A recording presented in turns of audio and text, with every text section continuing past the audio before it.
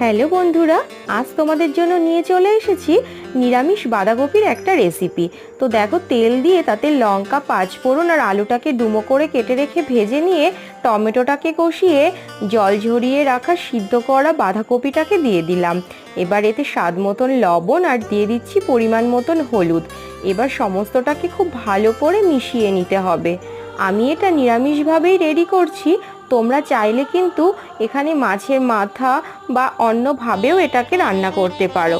আজ তোমাদের সাথে নিরামিষভাবে শেয়ার করলেও আমি অন্য একটা দিন এটাকে কিন্তু অন্যভাবেও তোমাদের সাথে শেয়ার করব।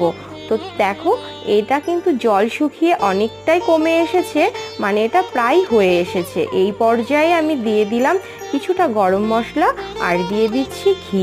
ঘি দিলে কিন্তু টেস্টটা আরোই বেড়ে যায়। তো বলতে বলতে রেডি। দারুণ কিন্তু হয়েছিল খেতে। Subscribe please.